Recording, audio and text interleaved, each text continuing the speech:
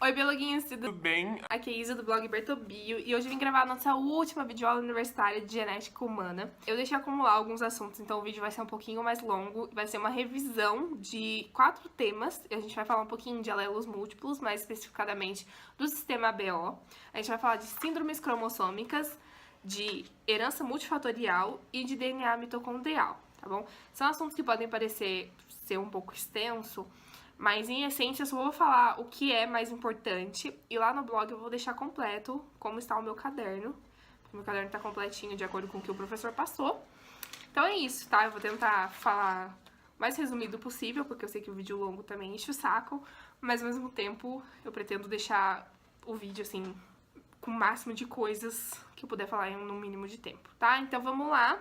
Primeiro eu vou começar falando de alelos múltiplos. Alelo múltiplo...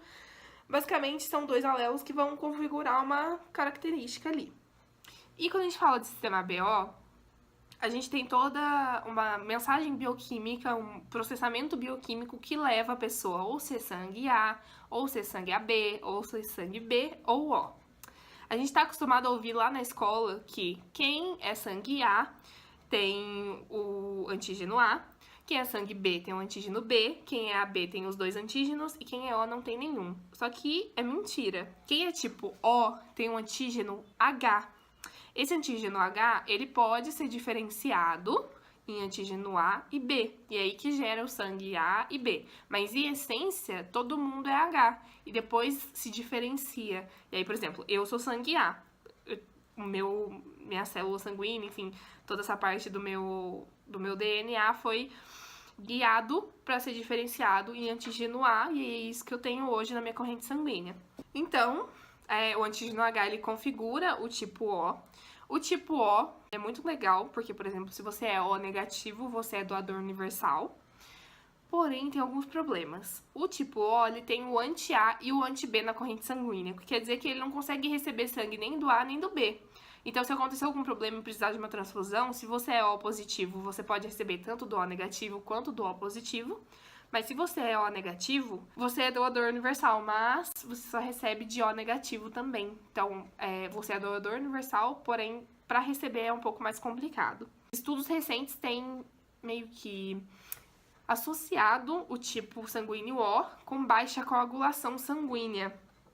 Tá, então é isso, a gente tem alguns pontos de tipo sanguíneos que estão sendo estudados, então tanto a dieta, qual dieta funciona mais para que tipo de sangue, mas até agora são coisas assim muito cruas ainda, que não tem como a gente usar com tanta certeza.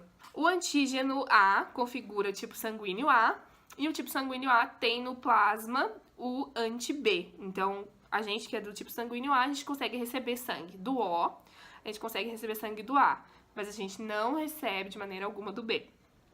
Quem é tipo AB não tem nenhum anti, então pode receber do O, pode receber do A, pode receber do B, pode receber do AB. Então, em questão de receber sangue, o AB é o mais interessante, porque se precisar ali, meio que qualquer pessoa, qualquer um pode doar.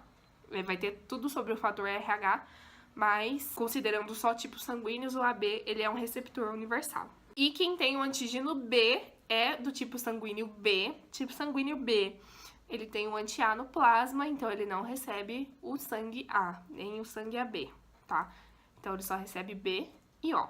O sangue A, B e AB, ele apresenta maiores riscos para doenças arteriais. Então, como eu disse anteriormente, tem algumas coisas que estão sendo associadas a tipo sanguíneo, mas ainda é um estudo muito prévio. E quando a gente fala de RH, para quem não sabe, o fator RH é o que configura positivo e negativo. Eu, por exemplo, sou A positivo, então quer dizer o quê? Que eu tenho um antígeno que chama RHD presente nas minhas células, enquanto que quem é negativo não tem esse antígeno presente. É importante falar que o antígeno H, a receita do antígeno H está contida no cromossomo 19. Então, esse cromossomo 19, ele vai estimular ali a produção do antígeno H, que pode se diferenciar em A e B. Pronto, então é isso sobre alelos múltiplos. Basicamente é o sistema sanguíneo, a gente só tem algumas coisinhas a mais aí que parece que mentem pra gente no ensino médio. E agora a gente vai falar um pouquinho sobre síndromes cromossômicas, né? A gente já falou um pouquinho há um tempo atrás sobre algumas mutações, a gente acabou falando de síndromes, mas agora a gente vai falar de fato de algumas síndromes e como que elas são geradas, porque elas podem ser geradas de diversas formas. Essas mutações que vão provocar síndromes, elas podem estar associadas a muitas coisas, desde idade paterna ou materna avançada, uso de drogas na gestação, sei lá, uso de medicamentos, corticoide, vírus, enfim, muitas coisas, radiação, tanto a genética mesmo. Então, tudo isso pode acarretar numa síndrome, num problema desse tipo. A primeira síndrome que a gente vai estar falando é a síndrome bem comum, que a gente conhece aí, é a síndrome de Down, trissomia do cromossomo 21. Ela acontece no cromossomo 21, então a gente fala que a notação dela é 47, XX ou XY mais 21. Esse mais e esse número que aparece sempre depois, quando a gente tá falando de uma síndrome, é qual cromossomo que é afetado. Nesse caso, é o 21. A síndrome de Down, ela causa algumas coisas, como, por exemplo, deficiência mental, língua protusa, a orelha pequena, e em 15 vezes mais propenso a leucemia e problemas cardiovasculares. Essa síndrome ela pode ser causada por não disjunção meiótica, por mosaicismo e também por translocação entre o cromossomo 14 e o 21. Então, se eu troco alguma parte, esse cromossomo é alterado, a gente pode causar a síndrome de Down. Agora, a próxima síndrome é a síndrome de Patau. Essa síndrome, a notação é 47, XX ou XY mais 13. Então, o cromossomo afetado é o cromossomo 13. E aí, também causa deficiência mental e motora, nesse caso. O lábio é leporino. E aí pode apresentar a fenda palatina, a palatina é o nosso céu da boca, e também é mais propenso a cardiopatias. E aí, essa síndrome ela pode ser causada por não disjunção cromossômica e por translocação não balanceada. Se você tá com alguma dúvida sobre essas mutações, volta lá no vídeo de mutação, que tá tudo bem explicadinho sobre translocação e tudo mais. A síndrome de Edwards, a notação é 47, XX ou XY mais 18, então o cromossomo afetado é o cromossomo 18. Causa deficiência mental, retardo do crescimento e cardiopatias congênitas também. É causado por não disjunção cromossômica, mosaicismo, translocação não balanceada. Agora, a gente tem a síndrome de Cri-du-Chat. Essa síndrome ela é bem conhecida, se eu não me engano, é o do miado de gato. Então, a criança, o choro da criança se assemelha muito com um miado de gato. Essa síndrome ela pode ser causada por uma deleção terminal ou intersticial do braço curto do cromossomo 5, tá? Então, o cromossomo 5 que é afetado. E aí causa microcefalia, retardo mental de moderado a grave, atrofia dos membros, habilidades motoras são atrasadas geralmente. E além de poder ser causado por deleção, também pode ser causado por translocação não balanceada. A síndrome de Wolff-Rickhorn. Síndrome de Wolff-Rickhorn, acho que é assim que fala, enfim. No blog vai estar escrito o nome direitinho, gente. É uma deleção do braço curto do cromossomo 4. Então, o cromossomo afetado aí, no caso, é o cromossomo 4. Causa também deficiência mental, de grave a moderada, uma deficiência de crescimento, neuromotora. Os pés da criança são tortos, dedos e unhas são mal formados. A próxima síndrome é a síndrome de Klinefelter, que é quando a gente tem um ou mais cromossomos sexuais a mais, melhor dizendo. Então, lá no blog eu vou deixar pra vocês como que pode ser, mas aí, no caso, a gente pode chegar a ter até 49 cromossomos, o número normal é 46, então a gente pode ter até 3 cromossomos sexuais a mais. E aí, isso dá à pessoa uma estatura muito alta, infertilidade, que é a principal queixa quando a pessoa descobre que ela tem essa síndrome é a infertilidade, porque daí chega na idade adulta, tá lá, casou e tudo mais, tentando engravidar e não consegue, geralmente é por isso. E ginecomastia também. Essa síndrome ela é causada por erros de recombinação, não disjunção meiótica e também divisão pós-zigótica errada. A síndrome do duplo Y, como diz o nome, a gente vai ter 2 cromossomos Y e um X. E acontece a não disjunção paterna na meiose 2. E isso gera uma deficiência mental moderada, dificuldades verbais, déficit de atenção, hiperatividade e impulsividade. A síndrome de Turner, que a gente conhece muito bem, pelo menos quem já estudou genética aí no ensino médio, é quando a gente só tem um cromossomo X. Então, em vez de ser XX, a mulher ela é só X.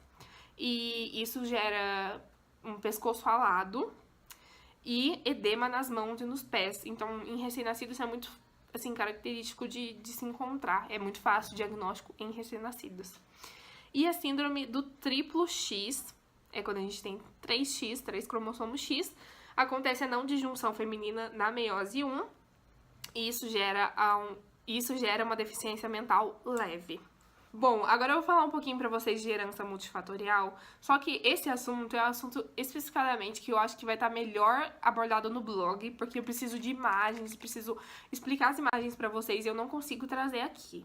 Então vamos lá. Herança multifatorial é toda herança que, muito além de ser uma herança genética, também é uma coisa que você traz ambiental. Então, o seu meio vai influenciar naquilo também, tá? Então, é interação gene-gene e interação gene-ambiente. A gente não pode excluir essa interação do gene com o ambiente. E aí, basicamente, a gente tem gráficos que medem isso.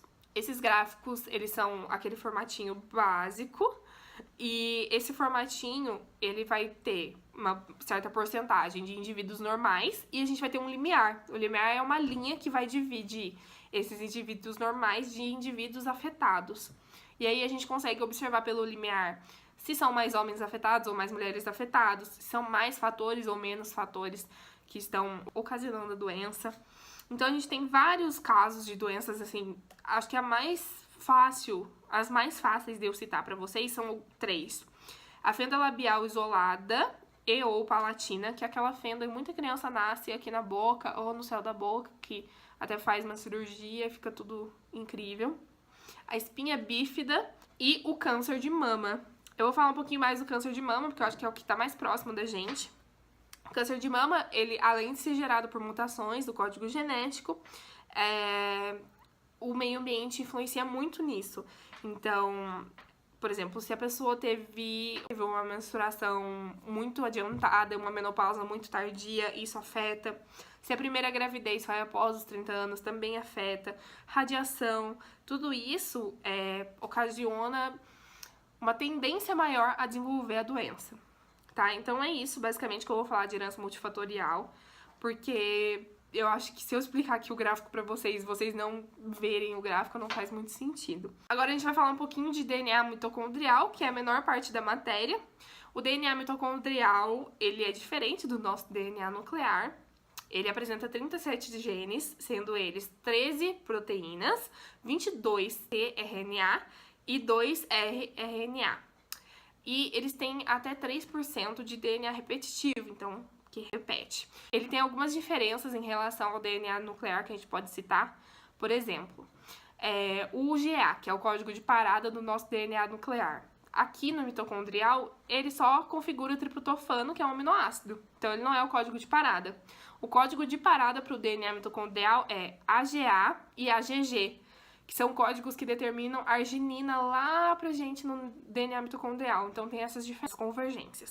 A nossa mitocôndria é uma herança materna, então, consequentemente, o DNA mitocondrial também é. Ele é muito, muito, muito mais propenso a sofrer mutação do que o nosso DNA nuclear. Ele é 10 vezes mais propenso.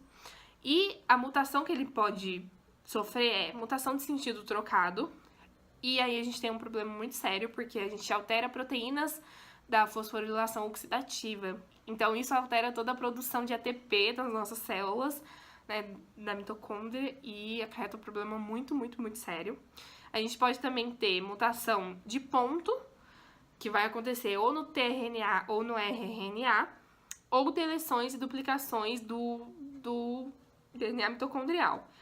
Então, a gente tem alguns problemas aí. E quando a gente fala de problemas relacionados à mitocôndria, a gente tem que tomar cuidado, porque a mitocôndria é basicamente a caixinha de energia da célula. Sem energia a gente não faz nada. Então, quem é responsável por fornecer essa energia é a mitocôndria. Se tem alguma coisa errada com essa mitocôndria, com o material genético da mitocôndria, que vai dar toda a receita para a produção de energia, aí a gente vai ter problemas bem sérios. A gente tem 2 tipos de mutação, digamos assim, quando a gente fala de DNA mitocondrial. Eu vou falar de homoplasia e de heteroplasia. Homoplasia é quando eu tenho ou 100% do meu DNA mitocondrial mutado ou 100% normal. Não tem tipo assim, 2%, não. 100, é 8 ou 80, ou é totalmente mutado ou é totalmente normal. E heteroplasia é quando eu tenho mistura de DNA mitocondrial mutado com DNA mitocondrial normal. Então, eu posso ter 88% de DNA mitocondrial normal e 12% de mutado, por exemplo. Não tem valores exatos, eu posso estar ali numa misturinha. Tá bom? Então é isso, eu falei que era a menorzinha parte da matéria. Espero muito que vocês tenham gostado do vídeo. Eu amei gravar os vídeos de genética pra vocês. É uma das matérias que eu mais gosto. Eu tô com a dorzinha no coração que vai acabar, mas enfim, né? Mais pra frente a gente se encontra de novo aí em genética. Espero que vocês tenham gostado do vídeo. Não se esqueça de avaliar pra mim, clicar no gostei ajuda muito. E se inscrever no canal também ajuda demais, tá bom? Então, é isso. Qualquer dúvida vai lá no blog, conversa comigo. Um beijo e até o próximo vídeo.